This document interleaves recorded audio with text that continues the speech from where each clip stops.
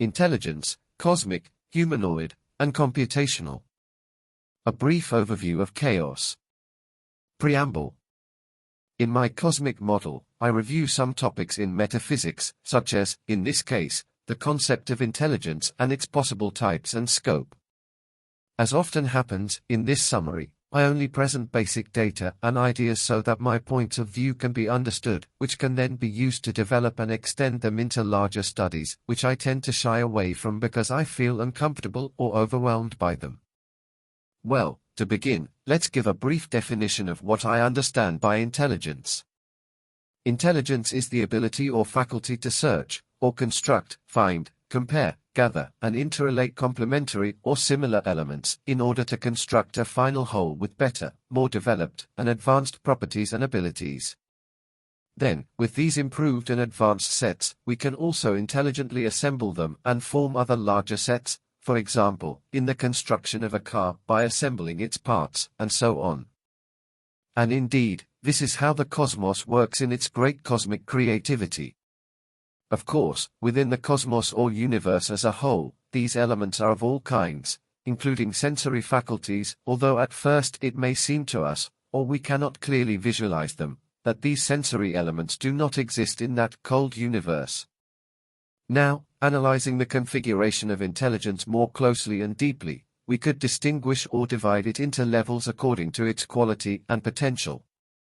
And as stated at the beginning, I understand that a good distribution of qualities could be 3 levels from highest to lowest quality, which would be cosmic, humanoid, and computational.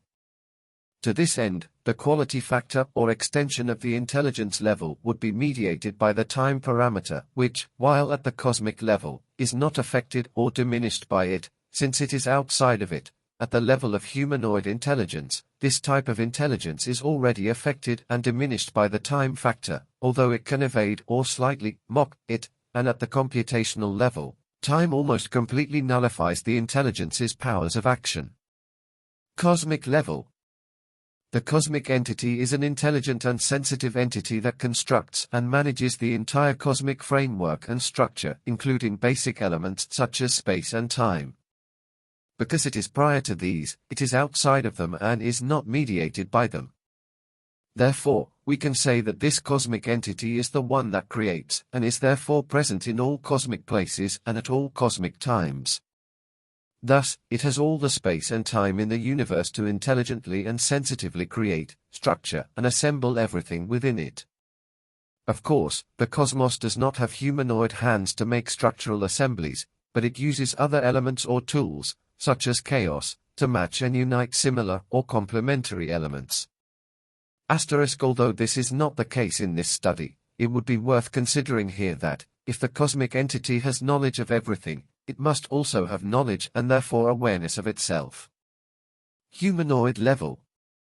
Humans, and higher animals, are cosmic creations and are therefore composed of space and time, and are therefore mediated, subjected, and sequenced by the basic element of the cosmos, which is time.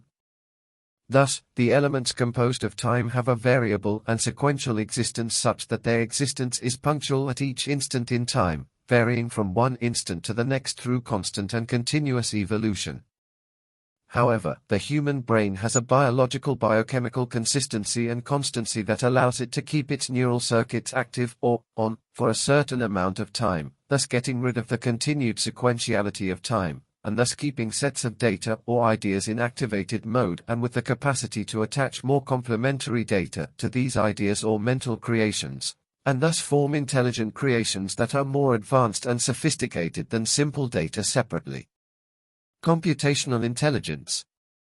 Computers and their computations are already completely mediated by time, and lack the humanoid ability to form active sets of elements or data, intelligent and sensitive. Instead, they act and process sequentially, data after data, not appreciating or evaluating data sets at the same time.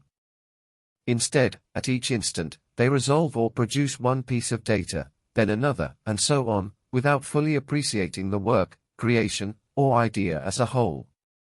I often use a television screen as an example, where a human sees an entire scene, which they evaluate, rate, feel, and understand it as a whole. Meanwhile, the computer only emits bit after bit, pixel after pixel, without being aware of the work it is doing as a whole.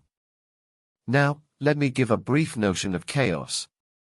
A simple definition of chaos would be: chaos is the existence and coexistence of autonomous elements, or groups, within the same living space in which they are forced to continually move, approach, collide, interrelate, etc., with each other.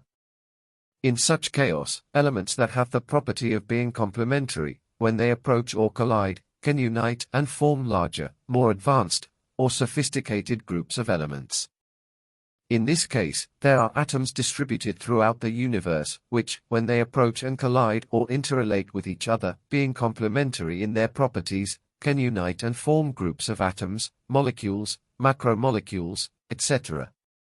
And so, as we can intuit, in the intelligent construction of atoms, there was already the intelligent idea of making them complementary to each other so that they could build all the molecular, macromolecular, etc. variety, and even build the higher life we know. That is, life is already programmed or privileged in the very atoms.